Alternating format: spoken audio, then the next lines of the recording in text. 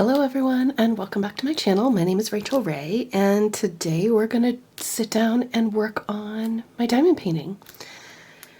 Today is November the 1st and honestly I thought that I would have this finished for Halloween. This is Cauldron of Myrrh by Diamond Art Club and I'm on the last row as you can see, but I am not finished. I've just had a lot going on. And that's what I'm here to talk to you about today. So welcome. I hope that you're all great. I hope that you're having a wonderful day so far. I hope you had a happy Halloween. I last worked on this yesterday when I was working on our Theory Tuesday diamond painting deep dives. And I'm just happy to be able to sit down and chit chat with you today. So let me just bring the light closer and we're gonna go ahead and get started. So how's it going? What are you working on today? Are you diamond painting or are you doing another craft? I have been only diamond painting and knitting for the last few weeks. Hi, you all right? Are you sad that I'm all the way over here? There you go. So let's go ahead and chit chat. So last week when I left you, we talked about a couple of things and I was really excited for the weekend because it was the Beast of Beanity event in our town. And this event was curated by James. So it was his idea, his baby, and it went really, really well. But there were a couple of things that happened, pretty funny to me, because of course, you know, nothing ever goes 100% to plan. That's not realistic. But let me give you the down low because unfortunately I was not able to get any video and you're going to understand why here in a minute. It was my intention to at least get a little bit or some photos or something. If I do have photos by the time that I'm editing this today, then I will insert them. But because we did take some photos and there was a professional photographer and it was great.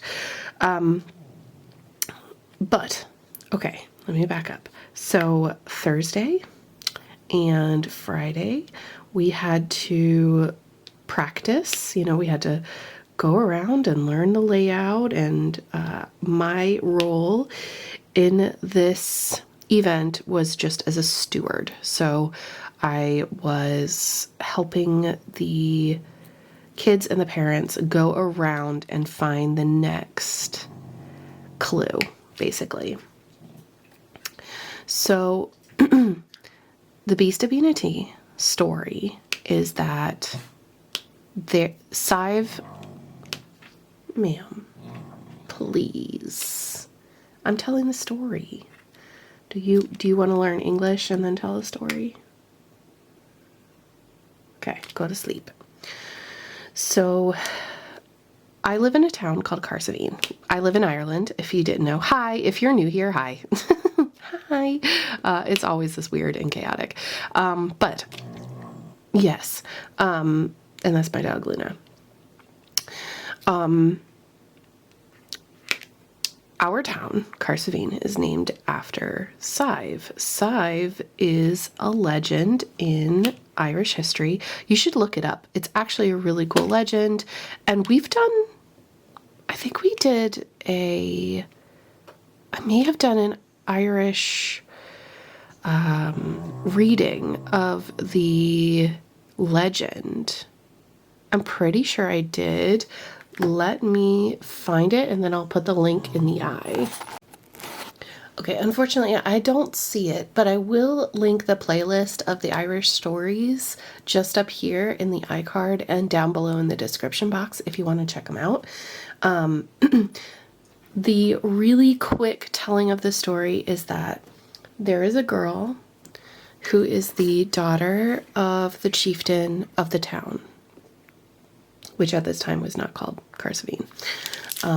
There was a stone fort, and her father was the chieftain of this fort.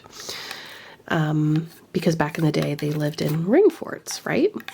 And the girl Sive, she was approached by a wizard or a druid, or like not a nice druid, but you know, a wizard. Let's just simplify it. And so this wizard is like, "You're so beautiful." Keep in mind, she's like underage. "You're so beautiful. I want to make you my own." And she rejects him, and he doesn't take that well. Shocker. And he turns her into a deer, and she has to run around the forest as a doe. And then one day, there is this legendary dude who's a really good hunter, and he comes by with his dogs, and his dogs sniff her out, and they are about to attack when he says, "No, I think there's something different about her."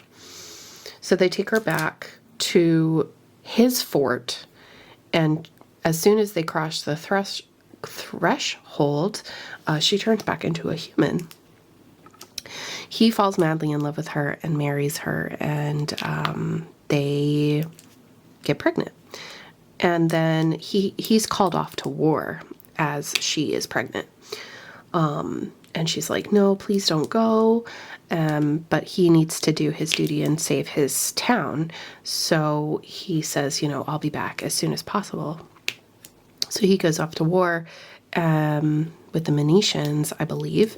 And she's distraught, doesn't know what to do. And one day she looks past the walls of the fort, and she sees him coming towards the fort with his dogs. And she's like, "Oh my God, he's back, he's back." And she leaves the walls of the fort and suddenly realizes that she's been tricked by the wizard. The wizard is there, and he's like, "Haha, got you. You fell for it," and turns her back into a doe. And says, "If you can't be mine, then you can't be anyone's." She runs away into the forest. And when her husband comes back, he's like, "Where is she?" She disappeared, and, heavily pregnant. And he spends like a week straight combing the forest for her, cannot find her anywhere, can't find any deer. And they have a proclamation or whatever saying, "Don't kill any deer," because we know that she's been turned into a deer. That happened before. It must have happened again. And unfortunately, they don't find her in the 7 days. Years and years go by. I think 7 is a very sacred number. So I think it's 7 years again. And he's still looking, still trying to find her. And they end up coming across a boy, a wild boy. And he has a very striking resemblance to the husband. And they realize that this is Sive's son, Oshin. And so they take him and bring him back and tell him the story, because he didn't know who his mother was. He just knew that there was a deer that protected him. And it was such a sweet and sad story, but she was gone. She had passed. By the way, all Irish stories are sad. All of them, every single one. But yeah, so that's the story of Sive. So in our little, play or whatever, this, it's more of less of a play, more of a improv kind of thing, an improv volunteer night, where a bunch of people just kind of volunteer to be a character and just have fun, get into it, and enjoy themselves. So we had quite a few people volunteer, and hopefully next year we'll get lots more volunteers. I love seeing people come out for this sort of thing, especially when it's for the kids, right? So I decided to go on the back burner as not a character this year because of everything that's going on. But I was like, right, I'm gonna help move kids along and make sure that nobody gets lost and all of that. Because it happens all the time. You know, kids get excited and they run ahead and whatever. So on the day, we get to the old barracks and we're setting up, putting on makeup and all that kind of stuff. Getting in character, getting ready. And at 5 o'clock on the dot, people started showing up in their cars, and it was super exciting. Everybody got into position, and at that stage, I was dressed up. I was kind of like piratey. I wore this really cute top that has bell sleeves and a corset and these balloon pants that are actually sleep pants, but they kind of look like pirate pants, with my boots, and, you know, I had a cape and all kinds of stuff. It was fun. Lots of jewelry and a purple wig. If you haven't seen the picture, I put a picture on Facebook and Instagram so that you can have a look. And it started to rain. As soon as the event, you know, as soon as 5 o'clock hit, it started to rain. And we were all like, ooh, this is not good. This is not a good sign. But it had been showering all day, so we figured that, oh, well, you know, it's just gonna rain a little bit and then stop. It did not stop. It did not stop the whole time. I think we were out there for two or 2.5 hours, and it just kept getting heavier. So the first round, I let a couple of groups go first because I knew that there were some people who were volunteering as stewards who wanted to leave early. They wanted to go out and you know, maybe have some drinks later or something. So I let a couple of groups go.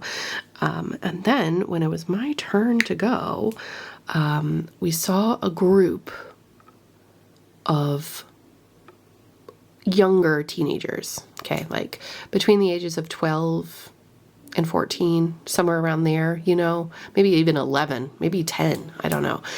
I'm really bad at judging ages. I haven't been teaching in a long time. But these kids started running past us because the groups had to go past where they started and round the corner.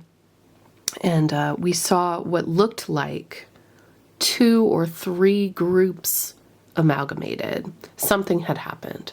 Something had messed up. Either people were going too fast or too slow. I think the first 2 groups were too slow. They ended up collaborating, and then this group of older kids got impatient and ran ahead. So, of course, they didn't even have a steward. There was no steward and there were no parents. It was just teenage boys, of course. And I have experience. I have a lot of experience. I taught middle school in Korea, 16-year-olds. So I'm really used to the rambunctious teenagers. And of course, it had to be me. And I grabbed them and said, okay, well, you are coming with me now. I separated them from the little kids, and we did the round together. And, you know, once they had someone who wasn't a pushover, and someone who took control and said, nope, you absolutely cannot go ahead of me. You have to stay behind me because the beast is out there, you know, and like playing it up a little bit, being a little playful, but also having boundaries. They were happy to be behind me. And I think that actually maybe a couple of them left, like maybe a couple of them backtracked as well. But it's definitely not my fault. I am a steward, not a babysitter. And no hate to any parents or anything. I know how hard it is to wrangle a teenage boy. especially when they're with their friends and they're having a really good time. But we got through that first one, and it was really fun, and they had a really good time. They were asking lots of questions and being very cheeky, and we all love cheeky teenagers. And as soon as I got back, it was like, okay, well, we've got 2 more groups, and I let one of the stewards take the second to last group, and I decided to take the last group. Y'all, when I tell you that I haven't been that soaked since, what year was it? I want to say that it was 2013. Yeah, 2013. So 10 years ago, I went to a DJ festival in South Korea. Great weekend. But a monsoon happened, and our tents were pitched on AstroTurf on a hard, surface. And there was nowhere for the rain to run off. And our tent, James and I were dating at the time, our tent turned into a lake on the inside. It was awful. I have never been so wet. And it sucked. But let me check the time on this. Okay. My boots, it felt like there were lakes inside of my boots. So it was sloshing around on the inside. I could shake my leg and I could hear the water in my boots. The rain jacket that I just got, I got a really nice full body, it looks like a dress, raincoat from this website called Rain Sisters, not sponsored. They're really beautiful, classy looking raincoats that look like dresses, and have been impervious all the other times that I went out in the rain.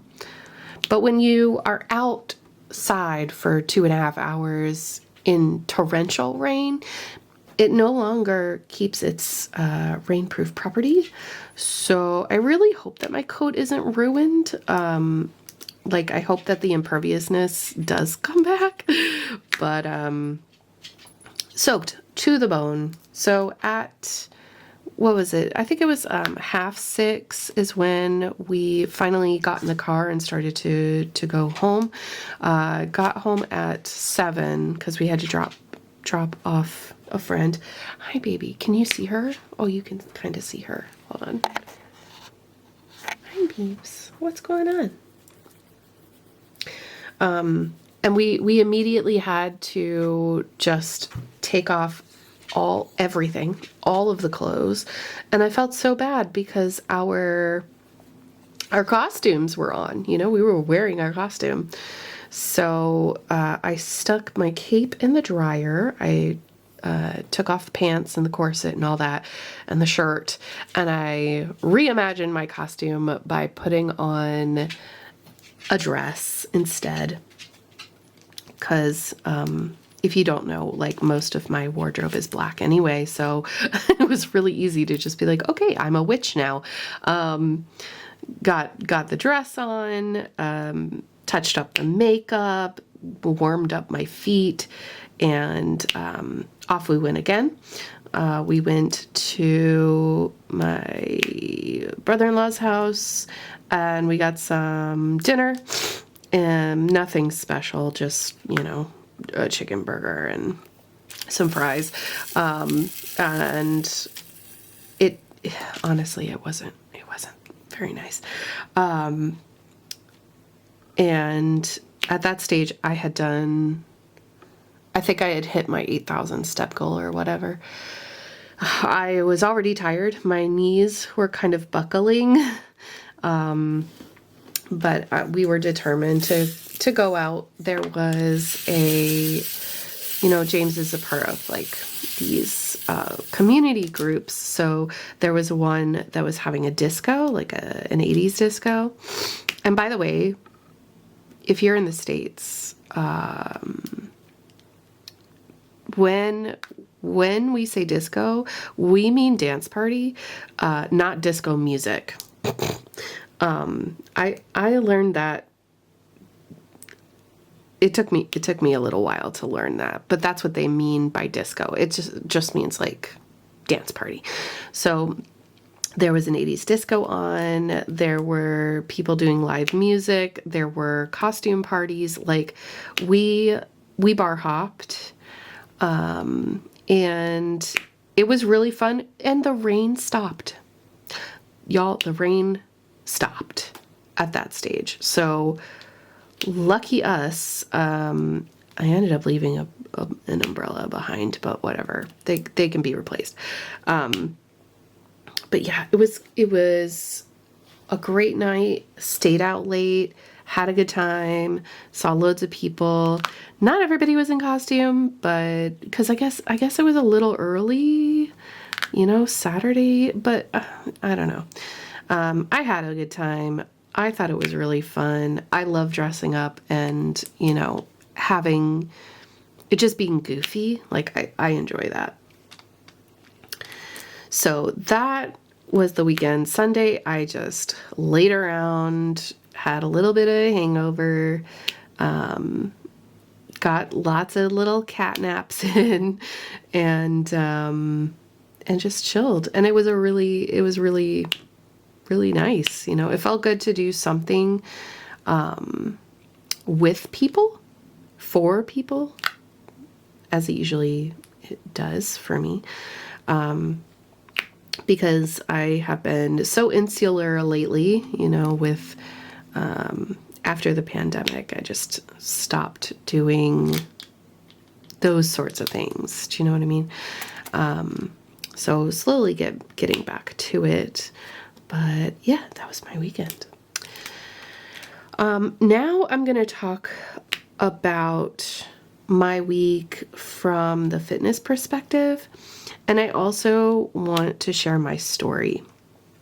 I got a couple of comments on my last video, and I talked about how I didn't want to go into too much detail because I know that there are people out there that are struggling, and they don't want to hear about it, like it's triggering or something, and I understand that still, but there was a comment that said, you never know the person who might need to hear this, who might be struggling and they might just need to hear this. And I always hope that the videos that I make will, impact people's lives positively. Obviously, I never want to hurt anybody. So I understand if you need to turn off the video. I don't think that I have anything else to really share other than I'm really excited to make more videos for you in the coming weeks. There might not be as many as there were, previously, where I was doing 5 videos a week because we're getting ready to move. And I think I talked about that last time, but we are, and I will be spending most of my free time packing and organizing and decluttering. So I won't have as many videos for the rest of the year as I normally do, but there will be sneak peeks. I can have a bunch of boxes next to me. There are unboxings from new companies to me, and there are post-review videos coming because Allison is an angel and has finished more diamond paintings. So look forward to that ahead. I'm really excited to share all of those things with you. But as far as like social media and the event, remember Winter with DAC with Stephanie Wolfpack. I won't be a host this year, so I just am too busy, and I know my limitations. But next year, sure. Next year, of course. We're going to do lots of things next year. Okay, so with that being said, if you have to go, thank you so much for checking in with me. Let me know how you are doing down below. I love to hear from you and what you're going to be working on next. After this painting, after I finish this, I'm going to work on my painting from Enabler's Outpost. So Dream World Fantasy from Enabler's Outpost will be my next diamond painting. Okay, let's talk about what's going on in my fitness journey, the struggles, the strengths, and how I got to this point. This is going to be a little bit of a hard topic, even for me. So I'm going to try to keep it as light as possible because, you know, I don't want to trauma dump on you. But when I was a little girl, I experienced a lot of difficulties in my personal life, okay? I don't want to get into that. That's between me and my therapist. But one of the problems that came out of my difficult childhood was that I didn't eat much. And this is from a young age, 8, 9 years old. I didn't eat much. And I was severely underweight. I think that at 9 years old, I was like 70 pounds or something like that. I was really, really, really light, and I was really tall. When I became a teenager, you know, as I hit puberty, I gained a lot of weight, as young girls often do. That estrogen really just kicked in. I got big. I got teased a lot, you know, the typical kind of growing up situation. And what happened was when I turned like 13 or 14, I stopped eating. I was very conscious of my weight. I was very conscious of what people were saying about me. And so, like a lot of other girls in my friend group, I stopped eating. I think I had 2 meals a day, and they were not healthy, but they were sustaining my energy.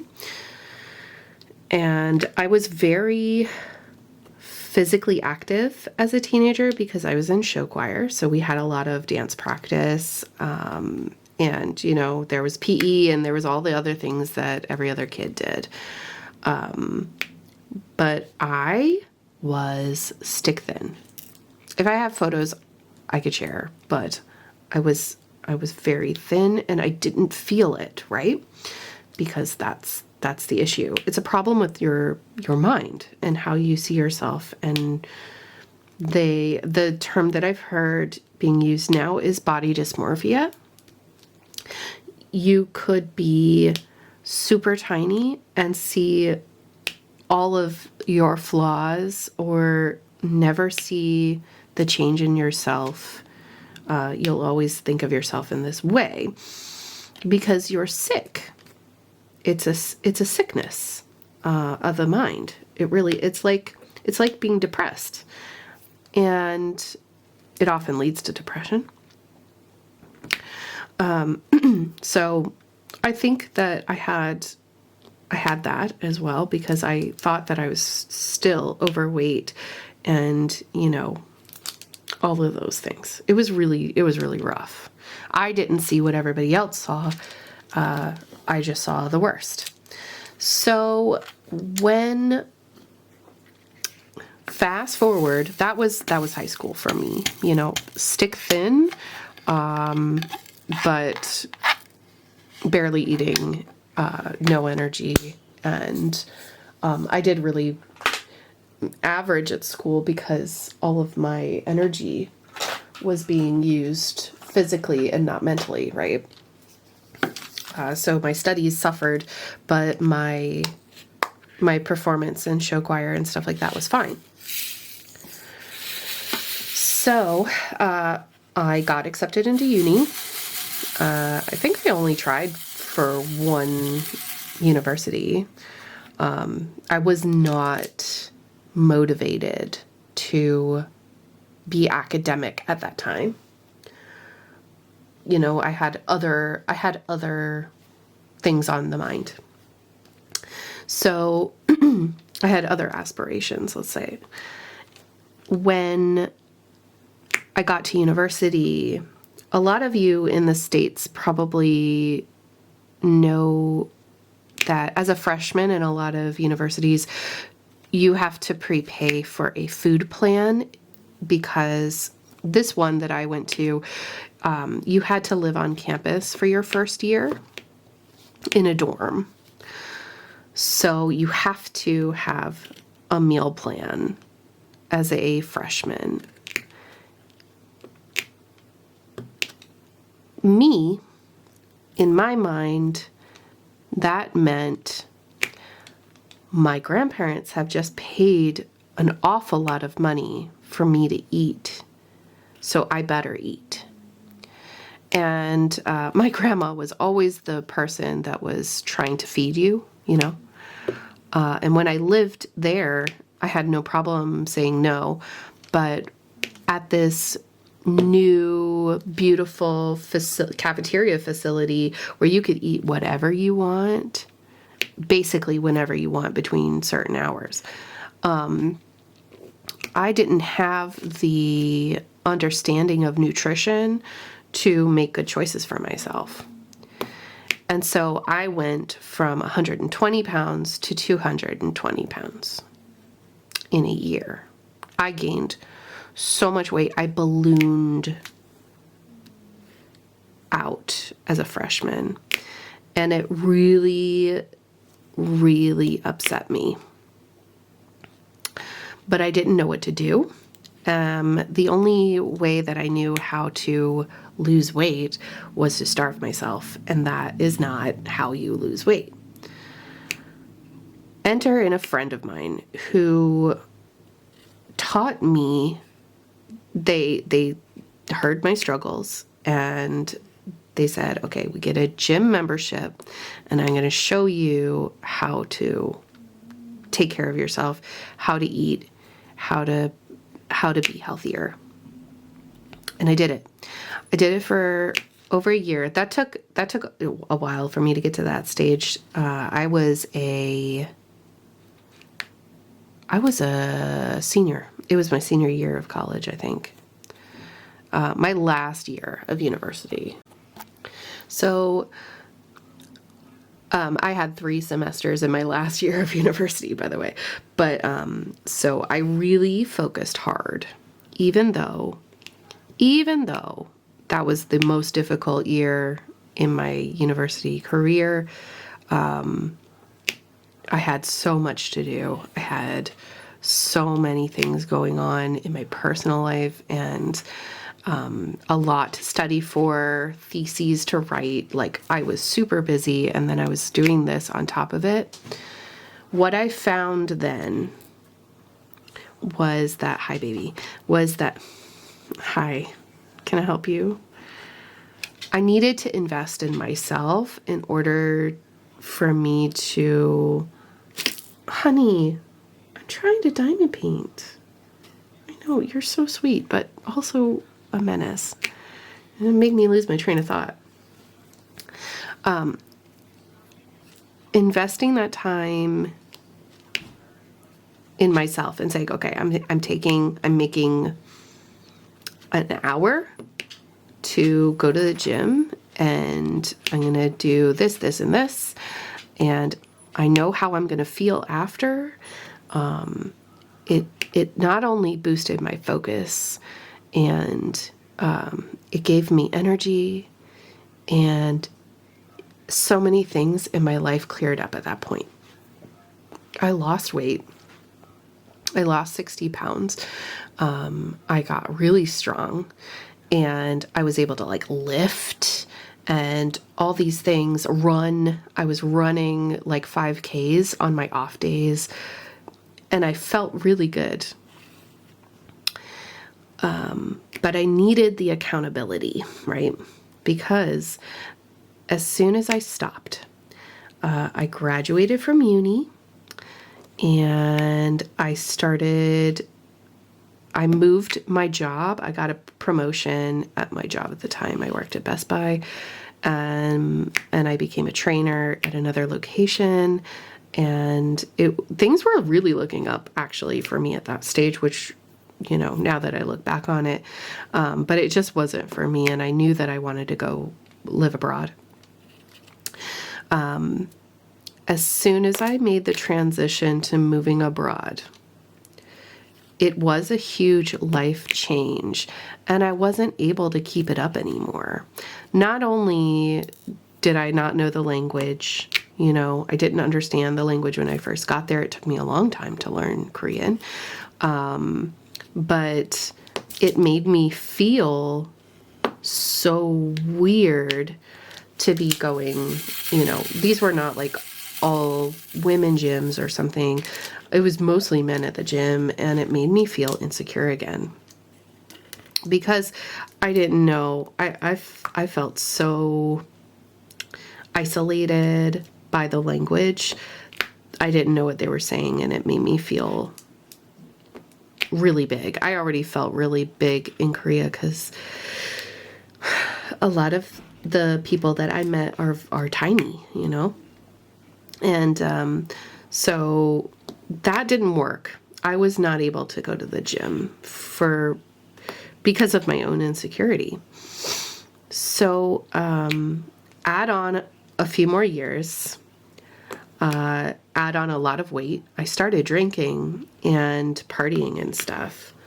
And hang on 2 seconds. Oh, I can't answer that right now. I'll have to call them back. They've got they've actually got, I just ordered the new Britney memoir, so they have that in stock now. And they're calling me about it. Yeah, so I felt super insecure. I started drinking to fit in and to socialize with people. I did a lot of that, and it was not great, overall for my mental health. I had a good time at the time, but it's one of those things that like slowly chipped away and built up over years and years and years. So then I moved to Ireland, and it was another big change, and I was without a job for over a year. I did not have a job, and it was the worst year of my life. I was living off of my savings, living off of other people's generosity.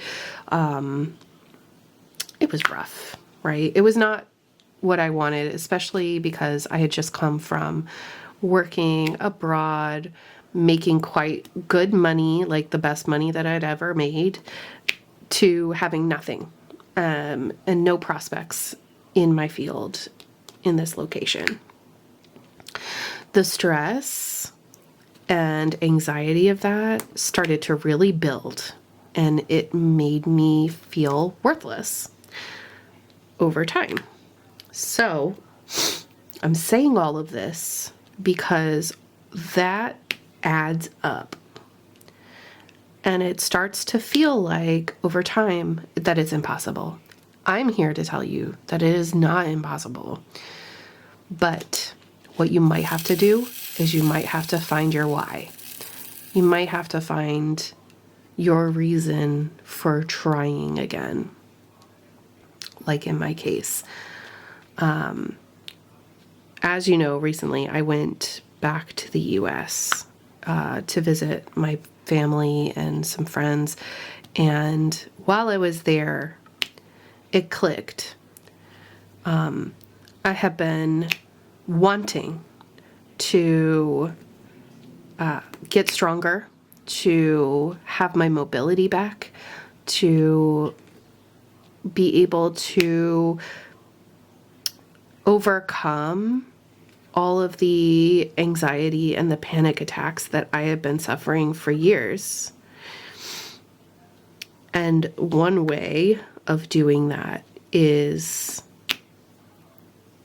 to prioritize your physical health. So, I had conversations with some people. I watched, I listened, and I thought, I think it's time. I have been taking care of family for the last few years. When my father-in-law got sick first in 2018, and that was a really rough year. As the wife of someone whose parent has just died, their first parent has died. It's hard, because I had to be supportive and understanding, but you're trying to make good choices, but the person may not want to, they might be quite depressed. Then it was my grandfather who passed, and that was really rough because I had to go home to the States, and I was there for 3 months, December, January, February, and March. I returned in April. And that was really rough because I just didn't know what I was doing. I didn't know if I had made the right decisions, and I had all of this guilt and self-doubt piling up. And that just made me want to eat more and say, you know what, it doesn't matter. You know what, I don't care about my health today. I just want to lay here. You know what I mean? But years of that has left me feeling so weak, that, it's hard to get out of bed in the morning physically, not just mentally, but physically. When you know that you have trouble putting your socks on, that's when you know you have a problem, right? That was me. That was me a couple of weeks ago. And something broke. Something broke in the way that I thought about it. Because after my grandmother passed earlier this year, and then James's mother passed in May, I got sick. I got really, really sick for a couple months. I rolled my ankles so bad that I couldn't walk for weeks. And I was getting to a place where if I continue on this journey, I'm looking at, having mobility aids and things from problems that are easily fixed with a lifestyle change. And my doctor was looking at me, and I know that a couple of you may watch my vlogs. My doctor was meeting with me, and my doctor was like, you just need to change the way that you eat, and you need to exercise. And I'm there scoffing at him. This can't be the reason. It was the reason. It felt patronizing, but it was true. I really just needed to take care of myself. I wasn't putting in any effort to myself. That's when it clicked. I was like, okay, now I'm gonna prioritize. I'm gonna do real self-care, right? I'm gonna feel like I'm torturing myself, but in the end, I think it'll be worth it. Let me put myself into the mindset of that college girl who had never been in this position before, and let me see if I can change it. Y'all, I'm not going to exaggerate here. In the last week and a half, 2 weeks, I've noticed a huge change. yes, the weights and the exercise, sometimes it gets to a point where it burns and it hurts a bit, but that's temporary. I've noticed a significant change in my energy. Like literally, I can't sit down for an hour anymore. I have to get up and move around. I have to be doing something, just through the roof energy. You know how I was before, almost lethargic, but also couldn't sleep. I sleep now. Like I go to bed, I get ready for bed at 11, I'm in bed for 11:30, and I'm actually falling asleep. The food, I've been eating what feels like so much, and this is the hardest struggle, is I've been eating so much that my brain, coming from that, the way that I got wired when I was a teenager, my teenage brain is like, you're eating too much, you're never gonna lose weight. I'm eating a lot, okay? I laughed because one of my dearest friends actually is on a timer, like eating exactly at certain times of the day. And I was like, how do you do that?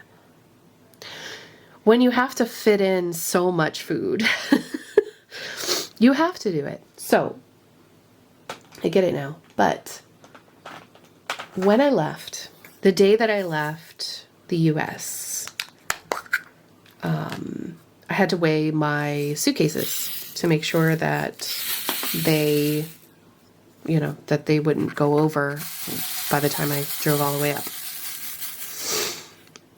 It was the first time that I myself stepped on a scale in literal years. I think it's been more than 5 years since I stepped on a scale.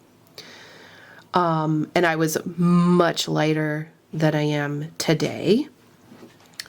But that was on the 18th. No, that was on the 12th, I believe, I'm bringing up my calendar right now. The 11th. The 11th of October, I weighed in at 220 pounds.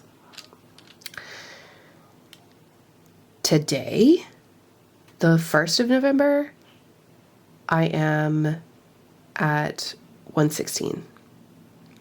So I've lost 4 pounds, and I do have to weigh myself every week, but I can't believe it.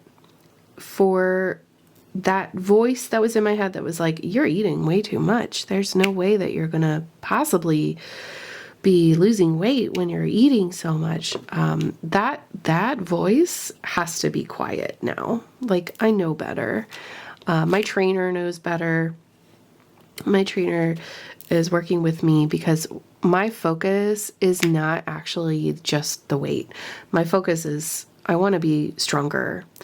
I want to lift weight, and I want my core to be strong, as well as obviously I don't want my ankles to roll. I need my ankles to be strong too. And she's really good about it. She has all the tools needed to do this stuff. So, it's really nice. And has it only been, I saw her first on the 18th, then a week later twice, and then this is my second week of twice a week. We're doing 8 weeks together, and already I can tell a difference. So I just want to say that I totally understand so many sides of this, and I'm still, obviously, I got to work through the mental parts, because I think that's the hardest bit. Doing the actual exercise takes no time at all. I did get the treadmill on Friday, and I set it up on Monday. Or was it Sunday? It was Monday. And the last 2 days I have walked for an hour on the treadmill. And I just throw on a TV show, and it gets hard. It gets hard about halfway through. I'm like, wow, it's only been 30 minutes, because my muscles get tired, but I don't have to do it all at once either. But that's just something that I'm doing because it's easy. When the weather is bad, I have a treadmill. It's great. But I think that moving every day, even if it was just half an hour, it would be better than nothing. And certainly prioritizing my own health is the self-care that I needed all along. When I thought that there's all this wrong with me, I thought I was broken. Really, if I had just decided earlier to pencil in a little bit of time for myself, I think it would have been better. But I was afraid. I get afraid of failure. I have a bit of a perfectionist streak in me that I have to struggle with, or I should say struggle against, because I hate it. I hate that feeling that I have to do everything perfectly, or I shouldn't do it at all. It's not healthy. So yeah, I don't know where I'm going with this other than to say I'm really enjoying the progression of what I've done so far, how far I've come, and it's only been a couple weeks. I cannot imagine what it's going to be like after the 8 weeks. My trainer says I'm going to be a whole new person, and I'm starting to believe her, because if I'm able to look at my daily life, and I used to say, I don't have enough time to do this. I was making excuses. I did have enough time, but I didn't have the energy, didn't have the willpower, and I needed some extra time. I'm glad, very, very thankful that I had that space to do that, because I know not a lot of people have that, and they burn out. They might even go through like a crisis mode. And I'm just glad that I didn't get hurt worse before I made the decision to take steps to go in this direction. So if you are also in the same kind of boat as me, I just want you to know that you're not alone, and that you should, if there is a way for you to do it, please do it for yourself. You are worth it. You are absolutely 1,000 times worth it.